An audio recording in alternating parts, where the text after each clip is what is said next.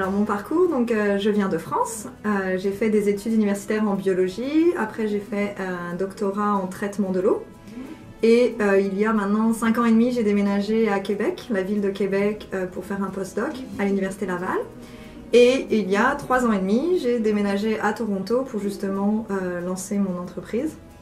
Et maintenant ça fait 3 ans et demi que je suis sur mon entreprise et que je suis aussi devenue enseignante au ROM avec les enfants en sciences.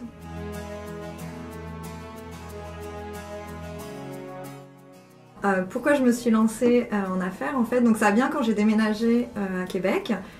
Donc j'étais postdoc et j'étais à un moment, j'étais autour de la trentaine aussi, donc c'est un moment où on se pose plein de questions. Et donc j'étais dans le système universitaire pour faire professeur et à un moment je me suis dit que c'était pas vraiment ce que je voulais faire, c'était pas la vie que je voulais. Et j'ai réfléchi à qu'est-ce que je voulais, ce qui n'est pas une question facile à répondre.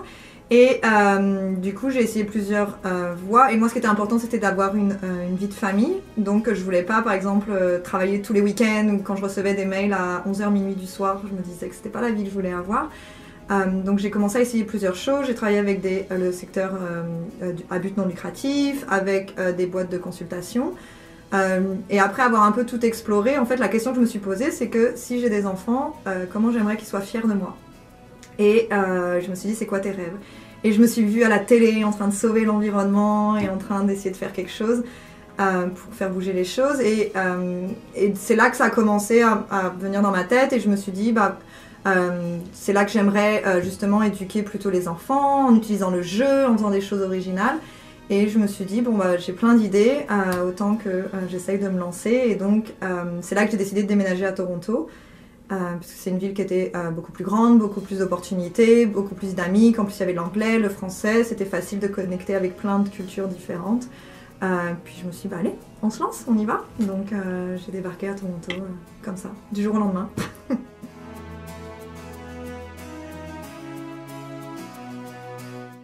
Les premiers freins que j'ai rencontrés quand je me suis lancée en entrepreneuriat, c'était de débarquer dans une nouvelle ville où on connaît personne. En plus, j'avais pas forcément d'argent de côté, j'avais pas de copains pour payer mes factures, donc c'est vraiment, on est seul face à tout ça et par où commencer, comment s'en sortir.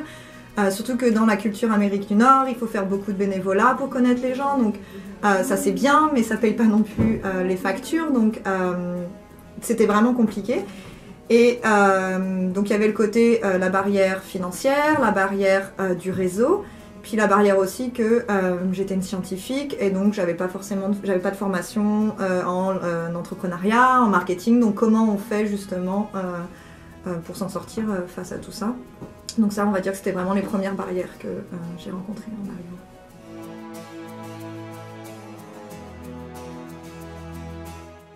Alors, comment Oasis a participé justement au lancement de mon entreprise? Assez rapidement, donc quand j'ai déménagé à Toronto, j'avais ma maman qui était avec moi, puis ma maman elle aime bien regarder tous les prospectus qui traînent partout. Et quand on est arrivé, on a été au centre francophone et il y avait un prospectus Oasis avec une formation d'entrepreneuriat de 9 séances, si je me rappelle bien. Puis on a pris et on a commencé à regarder et comme moi justement je cherchais des formations pour justement apprendre plus sur l'entrepreneuriat, je me suis dit ok on va essayer, donc j'ai envoyé ma candidature, j'étais acceptée et c'est là que j'ai suivi le programme où justement on se retrouvait tous les samedis pendant plusieurs heures et on a fait toutes les étapes de l'entrepreneuriat et ça a été vraiment beaucoup parce que ça a permis un peu de démystifier aussi toutes les étapes. De rencontrer tout un réseau aussi quand on arrive qui était très agréable et très important. Donc ça a été vraiment la première grosse étape. Mais finalement, depuis 3 ans et demi, j'ai toujours resté en contact avec Oasis à travers tous leurs projets qu'ils ont fait autour de Tremplin. Tremplin maintenant, pardon, mais autour de l'entrepreneuriat. Et voilà, j'espère que ça va continuer encore bien longtemps à être ensemble. Alors, comment trouver du financement quand on est entrepreneur et qu'on se lance? C'est un peu le nerf de la guerre, donc c'est une question, on a tous envie d'avoir la réponse. Il n'y a pas une réponse claire et nette, il y a plusieurs options. Je pense que déjà, avant de se lancer, aller chercher des financements, ce qui est important, c'est de bien connaître son entreprise et ce qu'on veut monter.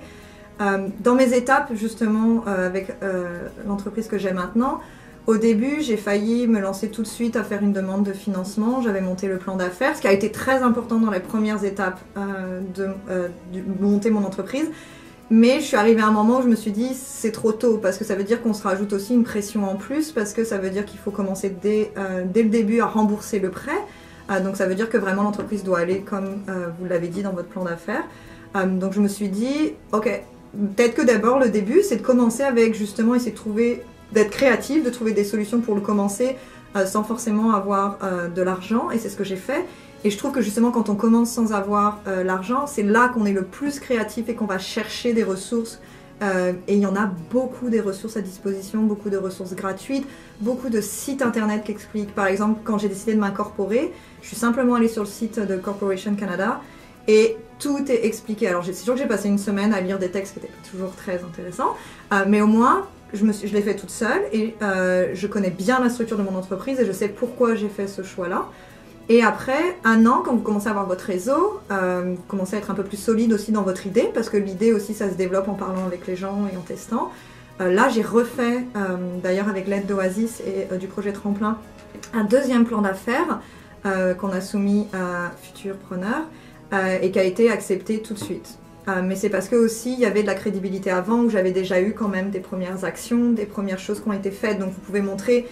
puis financièrement, vous pouvez aussi montrer un an qui a déjà fonctionné, donc les prévisions, même pour vous, sont plus faciles à faire. Ensuite, je dirais, il ne faut pas se contenter à rester dans un modèle très fermé. Donc par exemple, quand j'ai commencé, moi, je voulais aller sur une entreprise. Et puis en parlant avec des gens, ils m'ont dit, donc moi je fais de l'éducation environnement avec les enfants, et on m'a dit, tu fais du social, tu fais de l'éducation, ton argent, tu veux le réinvestir dans une cause, pourquoi tu ne fais pas de non-profit ?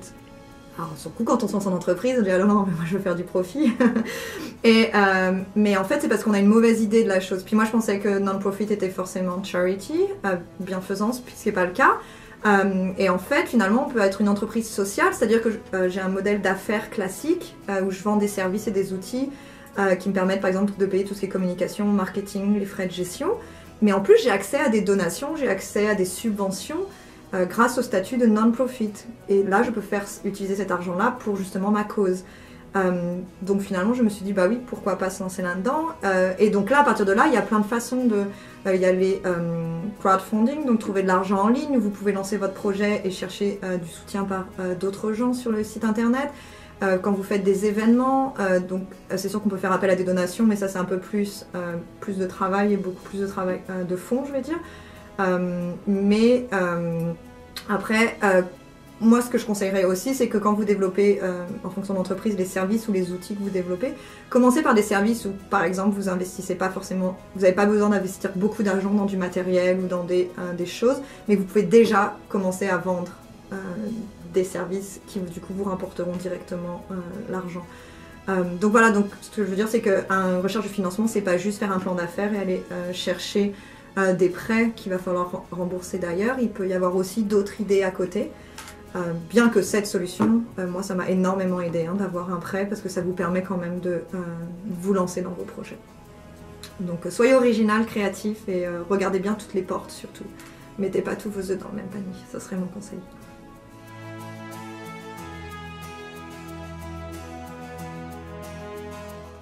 Alors, quand on est une femme et qu'on se lance en entreprise, c'est pas toujours évident de faire trouver la balance entre la vie professionnelle et la vie privée. Surtout qu'on va être honnête, quand on est entrepreneur, ça prend un peu toute la place dans notre vie privée. Alors, comment trouver ça?